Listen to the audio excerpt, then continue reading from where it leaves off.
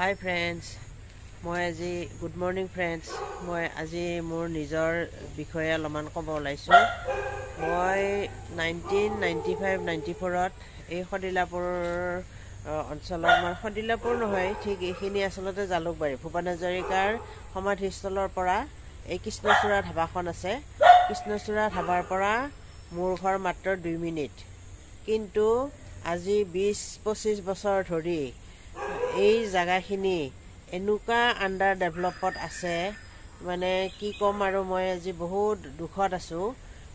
দুখ মানে মোৰ ৰাস্তাৰ, মোৰ বেলেগ একো দুখ নাই। এতিয়া কমিউনিকেশ্যন নাই কাৰণে ৰাস্তাটো চৰকাৰে এই হাইৱেৰ পৰা এই সদিলাপুৰ 1 নম্বৰ ৱাৰ্ডটো আজিলৈ জোৰা লগাব পৰা নাই। মই এইটো এয়াৰপৰ্টৰ যিটো বাইপাছ ৰাস্তা, এয়াৰপৰ্টৰ বাইপাছ ৰাস্তাটো হোৱাৰ আগতেই মই এই সদিলাপুৰৰ মানুহৰ পৰা মই মাটি কিনিছিলোঁ। সদিলাপুৰৰ মানুহৰ পৰা মাটি কিনি আজি 25 বছৰত বাইপাছ ৰাস্তা হৈ গ'ল।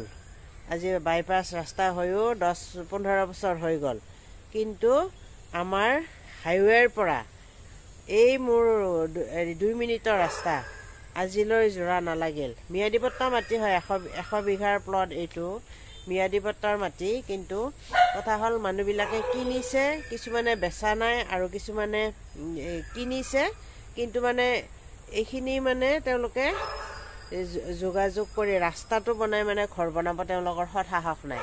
খালি চৰকাৰৰ ওপৰত ডিপেণ্ড কৰি থাকে। চৰকাৰেও একো সহায় কৰা নাই, ডেভেলপিঙৰ কামত ভাল নহয়।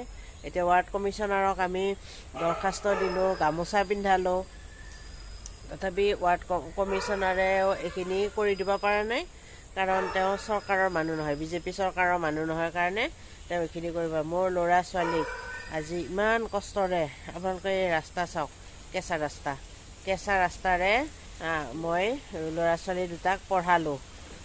পঢ়াই বহুত কষ্ট কৰি সিহঁতে, মই বটলত পানী ভৰাই ভৰাই নি ভৰি সেই হাইৱে ৰাস্তাত উঠি তাতে গৈ মই ভৰি ধুৱাই মই ল'ৰা ছোৱালী দুটাক স্কুল কলেজ পঢ়াই প্ৰায় শেষ হ'ব আৰু সিহঁতৰ শিক্ষা এতিয়া এইখিনি কৰিলোঁ। মোৰ এতিয়া মিষ্টাৰে ৰিটায়াৰ্ড হ'ব আৰু 4-5 মাহমান আছে।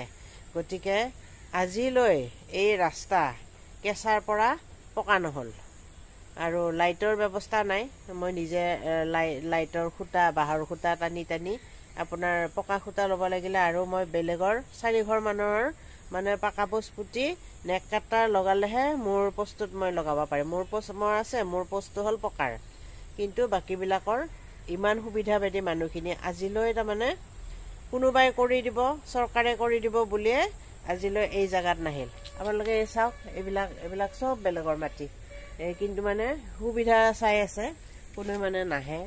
এয়া চাওক, এইবিলাক প্লটবিলাক খালী আছে, মই আপোনালোকক দেখুৱাই আছোঁ। আৰু আপোনালোকে চাব মন দি, এইটো হাইৱে, এই দূৰত যে বিল্ডিং দেখিছে, বিল্ডিং সেয়া বাছবিলাক গৈ আছে, এয়া দেখিছেনে আপোনালোকে, সেইফালে বাছবিলাক গৈ আছে। সেইটো হ'ল হাইৱে। হাইৱেৰ পৰা মই য'ত থিয় হৈ আছোঁ তাৰ পৰা মই ভিডিঅ' কৰি আছোঁ। মাত্ৰ ধৰক 1.5 কিলোমিটাৰমান, 1.5 কিলোমিটাৰমান হ'ব, 1.5 কিলোমিটাৰো নহয়, 1.5 কিলোমিটাৰ নহয়, আধা কিলোমিটাৰ হ'ব। হাফ কিলোমিটাৰৰ ৰাস্তা, 2 মিনিটৰ ৰাস্তা। আজিলৈ মানুহেও জোৰা নলগালে আৰু চৰকাৰেও জোৰা নলগালে। মই এয়া বহুত এইবিলাক খালী প্লট, এইবিলাক দেখিছে, চব ম্যাদী পট্টা মাটি, খালী প্লট এইবিলাক দেখিছে মোৰ ঘৰৰ সন্মুখত। এতিয়া মই এই জংঘলবিলাক কেনেকৈ, মই বেলেগৰ প্লট, এই জংঘল মই কেনেকৈ চাফা কৰোঁ সদায় হাজিৰা লগাই লগাই। এয়া মই এইবিলাক জাম মাটি দি এই দূৰলৈ কেঁচা ৰাস্তা মই জাম মাটি দি নিজে পইচা খৰচ কৰি কৰি ৰাস্তা বনাই লৈছোঁ। আজি 20-25 বছৰেদি ৰাস্তা বনাই আছোঁ মই নিজে। গতিকে ইমান কষ্টকৰ জীৱন মই অতিবাহিত কৰি আছোঁ। চৰকাৰৰ যদি কোনোবা সদাশয় ব্যক্তিয়ে মোৰ এই ভিডিঅ'টো চাই আছে, সদিলাপুৰ 1 নম্বৰ ৱাৰ্ডৰ এইবিলাক প্লট হয়, আপোনালোকে চাওক। এইখিনি জেগাই গুৱাহাটীৰ ভিতৰত এতিয়া খালী আছে। শিলশাকৰ কথা বাদেই দিছোঁ বাৰু মই, শিলশাকৰ এইবিলাক হ'ল ম্যাদী পট্টা মাটি। এইবিলাক যদি বেছি মাটি আছে, চৰকাৰে এইবিলাকৰ হস্তক্ষেপ কৰাটো ভাল বুলি ভাবোঁ মই। এইবিলাক আজি মই ইমান কষ্ট কৰি আজিলৈ এইবিলাক খালী প্লট,